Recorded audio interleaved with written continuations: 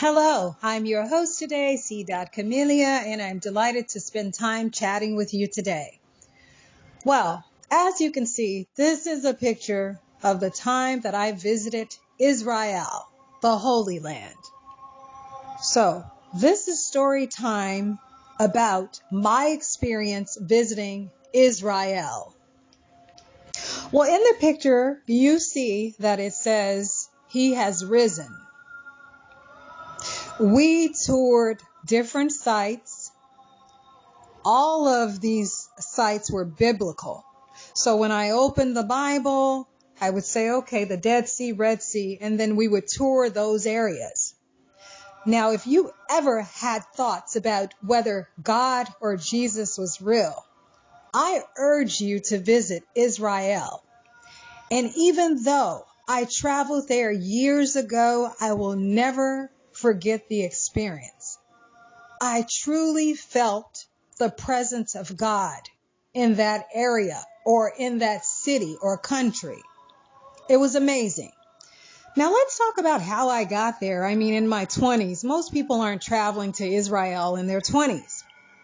Well, I was a part of a church in Orange County where the pastor's name was Pastor Chuck, and he was very popular at the time in Orange County, California.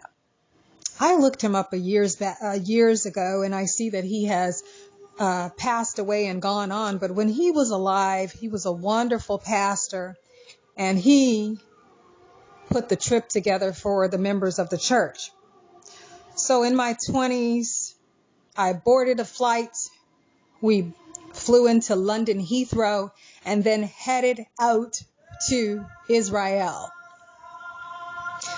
When I got off the plane, I could see a vast difference in culture, the way things looked there from America. It was just an enchanting, amazing experience. One thing that always stays in my mind is this experience that I had with a woman. She was pretty young like me at the time. We were visiting different mosques and churches in the area, and we had to cover our shoulders. And I remember clearly that I had a shirt on with my shoulders out, and we were told, you have to cover your shoulders in this particular area. And I thought to myself, cover your shoulders? I didn't know shoulders were sexy. But, that was back in my 20s. So I respected the culture, covered my shoulders, and went to the different sites. Well, a woman came up to me and she said, "You're pretty." And I said, "Thank you." It looked as if she had not seen a lot of black women. So, long story short, the conversation went something like this. "You're pretty. You're here visiting these holy sites.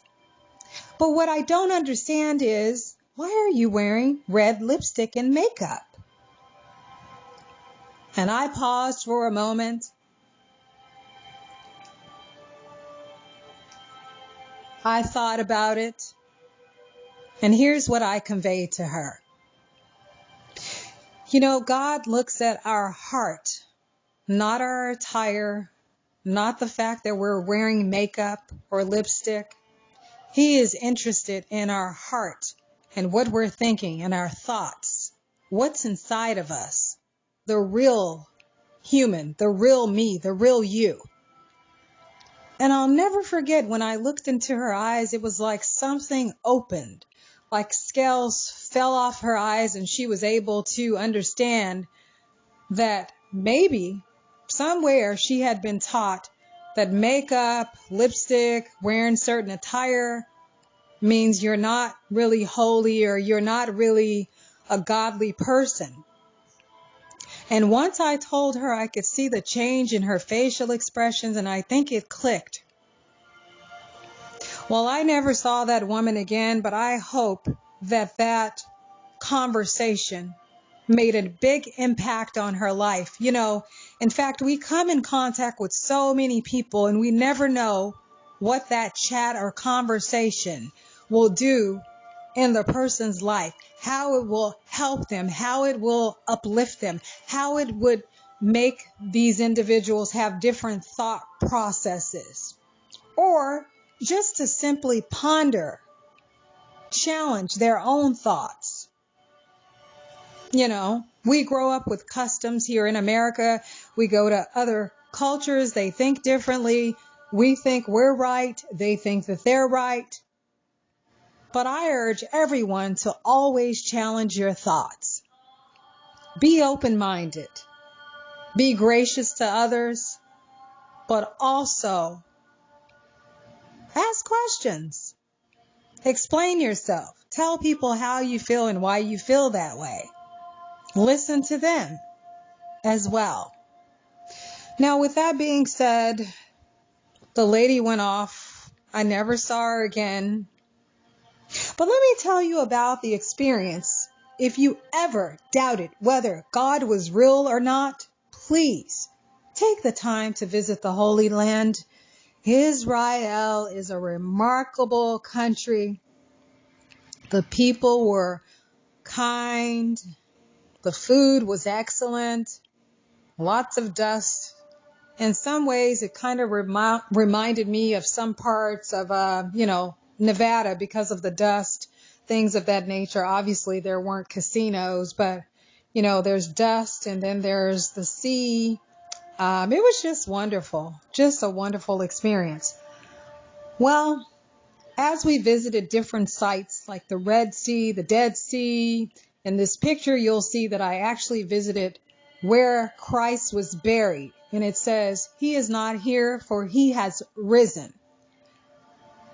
I'm telling you that the Spirit of God was just hoovering over that country. Not that it doesn't hoover over our country, but it was something special about placing my feet on that ground.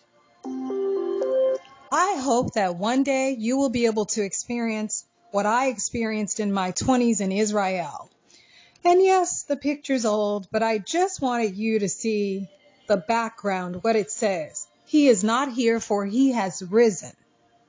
Still, a remarkable experience for me that I will never forget, nor will I ever question whether God is real or false.